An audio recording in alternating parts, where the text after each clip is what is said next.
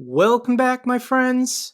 Currently, we're on day 246 of Russia's disastrous invasion of Ukraine, and in today's video, we're going to talk about the Chechen leader Kadyrov as he's advocating for wiping out Ukrainian cities amid attacks on his own soldiers.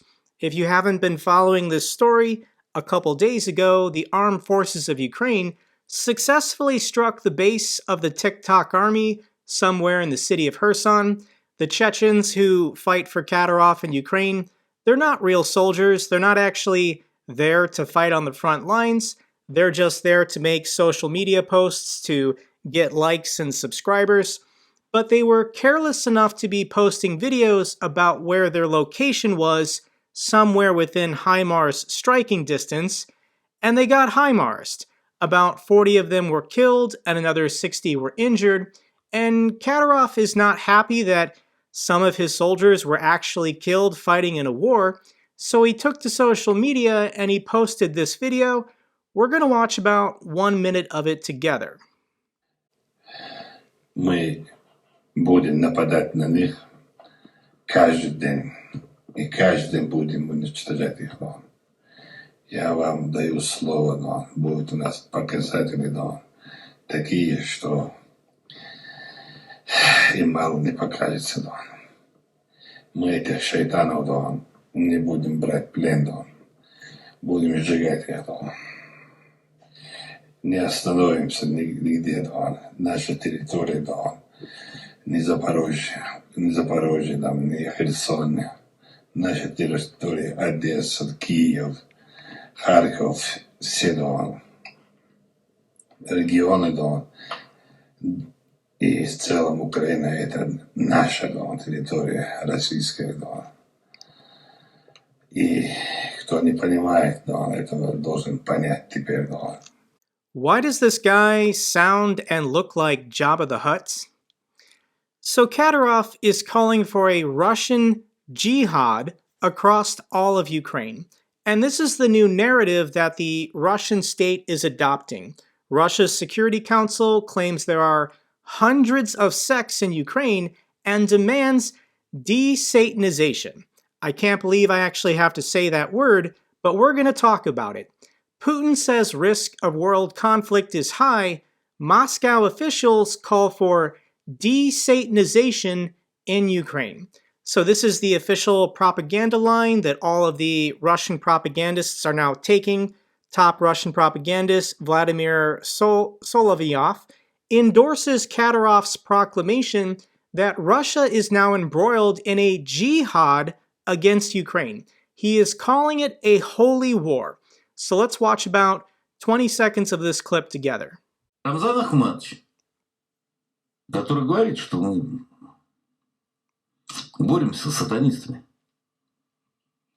Когда Рамзан Ахматович говорит о том, что это война с сатанистами, он абсолютно прав.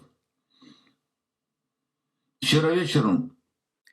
So Kadyrov is calling it a holy war, and we have Russian state TV saying that is absolutely correct. That is the narrative that we're now adopting. So what's happening here is Russia is losing this war, and they're getting desperate. And they're attempting to motivate the Muslim population within Russia to be eager to go to Ukraine to fight and die. So when we look at the religious breakdown of Russia, about 6.5% of their population is Muslim.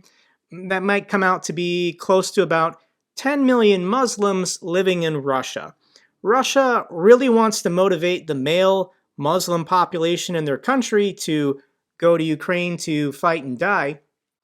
In addition, there might be an added benefit by claiming this European jihad that Muslims living in Western Europe will want to go to Russia to then go to Ukraine to fight for Russia. This is a very far-fetched, far-flung idea, but Russia is willing to try anything at this point. So the Muslim population living in Europe is about 6%. If any of these Muslims want to commit acts of domestic terrorism, acts of violence in Germany or France or the UK in the name of jihad for Russia, this is what Russia wants now. But this isn't really going to work. because Russia is not a very Muslim-friendly country. The Muslim minority in Russia has been treated terribly since forever. The women in Russia, bless them, but they're not the most Muslim-friendly according to their customs and traditions. In addition, there aren't any legitimate Muslim leaders calling for jihad. Here is the Chechen commander who supports Ukraine, and he says Kadyrov is a traitor who is bought and paid for by Putin. Why would any real Muslims actually listen to this guy when he's just a Putin stooge? So this is what Russia is currently trying to do. They're going through a long list of any reason, any justification to motivate the Russian people to participate and support this offensive war. NATO expansion, a Jewish Nazi coup from Zelensky. What about that Azov battalion protecting the Russian speakers of the Donbass? Biolabs, Jewish space lasers, weaponized birds, dirty bombs. None of this is working to motivate the mobilized population of Russia to fight well. Well, how about Satanism? Maybe that'll work. So here's a meme that I enjoy for people who support Russia. Last week we were talking about Nazis. That wasn't working very well, so the Russian state media is going to take out the Nazi programming chip and now put in the Satan programming chip. This is the new narrative, that the people of Ukraine worship the devil and they are Satanists. This isn't going to work, but we're just talking about on this channel what Russia is desperately trying to do. And this story loosely relates. Russia is reportedly drafting Afghan commandos to fight against Ukraine with the Wagner Group. This story broke from foreignpolicy.com, and ex-Afghan commandos are now fighting for Russia and Ukraine, according to a prior Afghan army boss. The Afghan army's last commander told the War Zone former Afghan troops recruited by Iran and Russia are already fighting for the Wagner Group in Ukraine. So what Russia is attempting to do is, when the United States was in Afghanistan, they were training local Afghanis to support the national government against the Taliban. And they were paying them a lot of money. And as soon as the United States left Afghanistan, that government collapsed, the Taliban took over. So those Afghani commandos that the United States trained didn't really do a good job defending their own country while being paid a lot of money. So Russia's plan is to hire these US-trained Afghani commandos, probably pay them less money, and then send them to Ukraine to fight for Russia. How hard are they going to fight? How well are they going to fight? I think for a lot of these Afghani commandos, this might be a brilliant opportunity to immigrate to Europe and just get out of Afghanistan forever. Probably isn't going to work. Putin oversees strategic nuclear drills and ramps up his dirty bomb claims. This story of Ukraine using a dirty bomb, this is absolutely insane. Russia media continues to float this batshit fake Iskander missile dirty bomb claim, a purported Ukrainian plot to shoot down a radiation-laced missile over the Chernobyl exclusion zone joins the other baseless Russian claims that the media is crying to other governments around the world. So here is the Twitter post from the Russian state media channel, and they said Kyiv has made a dummy rocket for a provocation with a dirty bomb over the Chernobyl nuclear power plant. There is zero reason or zero justification why Ukraine would want to detonate a dirty bomb over their own territory on their northern border with Belarus. A couple days ago when I made a video mentioning this story, I just assumed the false flag attack would happen in the south on the front lines with the Russian soldiers, but Russia is claiming the dirty bomb attack is going to happen outside of Kyiv. The Chernobyl exclusion zone is just north of the city of Kyiv. So why would the Ukrainians drop a dirty bomb on their own capital next to the Belarus border. The false flag attack here could be drop a dirty bomb on the Ukrainian-Belarus border in order to give the Belarusians justification for invading from the north. This is the batshit crazy ideas that Russia is attempting to salvage their failing war. Things are getting better for Ukraine. The first two NASAMS air defense systems are now in Ukraine, according to Raytheon's CEO. The United States has promised 8 of these NASAM batteries and an unspecified amount of ammunition to help Ukraine deal with Russia's missile and drone attacks on their civilian cities. Things are also getting worse for Russia. Only about 13% of Russia's Iskander ballistic missile stockpile is remaining. These are their long-range, high-precision ballistic missiles, and they've used up 87% of them so far. This is according to Kyiv's intelligence chief. So Russia is looking for alternative solutions, and they're buying thousands of these cheap Iranian drones to continue striking civilian populations far behind the front lines. It's just cowardice, guys. I can't even stand it.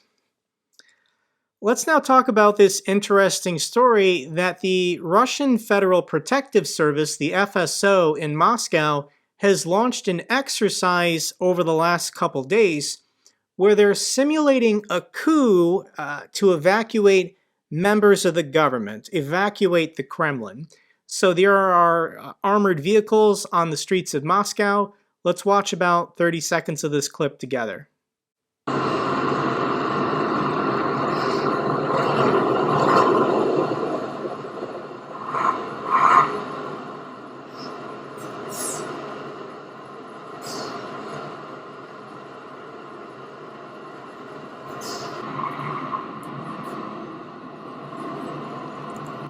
So why in the world would the Federal Protective Service of Moscow have to simulate or practice or exercise a violent coup attempt on the ruling party in the Kremlin, and then they need to safely evacuate those people? Does Russia know something maybe the West doesn't at this point? Next clip I want to share with you kind of ties into the religious narrative we were talking about earlier, but a Russian clergyman on state TV explained to Russian mothers what they should do in order to not feel sad about their sons being mobilized and being sent to Ukraine and dying. So on Russian state TV, this woman was talking about a friend of the family who helped her son get out of Russia to avoid mobilization because she was worried about losing her son. So this Russian woman's going to explain a little bit of the story, and then just listen to the response from the Russian clergyman. Это все не представлялось возможным, потому что она говорит, это все, что у меня есть. Я готова отдать все, лишь бы мой ребенок был там, вдали от этой непонятной для меня ситуации. Вот вы, матерей, ведь понимаете их сердце в этот момент? Ну, я понимаю прекрасно, что каждой даме от природы Господь в большинстве случаев попустил родить множество деток. Если дама, исполняя эту заповедь Божию, плодитесь и размножайтесь, отказалась от, соответственно, искусственных средств прерывания беременности в самом широком спектре, то, очевидно, ребеночек у нее будет не один, а больше, в большинстве случаев. А значит, ей не так больно и страшно будет, соответственно, с ним расставаться, пусть даже на время. Что касается... So this Russian priest, when presented with the real-world scenario of mothers grieving the losses of their sons, his response is, it's your fault. You should have had more children. If you had just had more children, then you wouldn't be upset or sad that the government took a couple of them to send them to Ukraine to go fight and die. That is the response from the Russian religious leaders to mobilization and the horrendous losses that the Russian military is currently experiencing. Wow, guys, just every day I make these videos and I just have to say wow. Let's now talk about some good news for Ukraine. I've got a couple nice stories for you here. The first one is of two Dutch gentlemen who have driven their food truck to Ukraine 7 times since the war started just to hand out free food. They apparently were in the city of Borodinka this time. This is one of these Dutch gentlemen who drove his food truck to Ukraine to hand out free food to any Ukrainians that just wanted a meal that day. It is striking to see the food truck with these burned out, destroyed apartment buildings in the background. It's absolutely horrifying what has happened to the civilian population in Ukraine, but there are decent people in this world doing everything they can to give what support they can. Next clip is of a Ukrainian soldier in the trenches using his free time to do some sculpting, and this guy's pretty good. Let's watch about 20 seconds of this clip together. Тізер, блядь. Будемо знімати язика, хлопці просили, наші побратими, співвітчизники наші. Вон наш майстер Іван працює.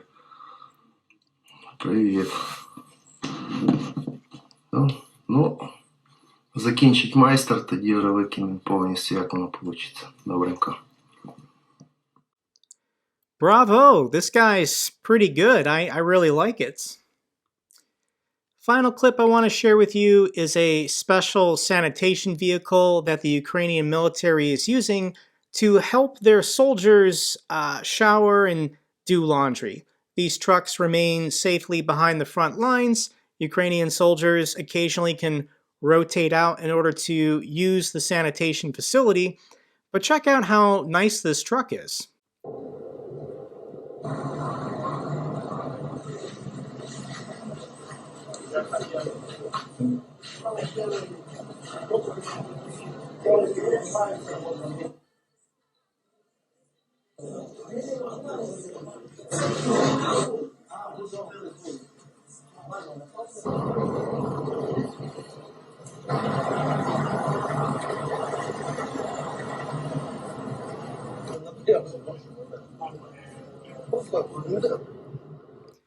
Being able to wash your clothes and take a shower, even if it's just once every week or two, makes a huge difference for morale, and I'm sure the Ukrainian forces really appreciate these kinds of facilities.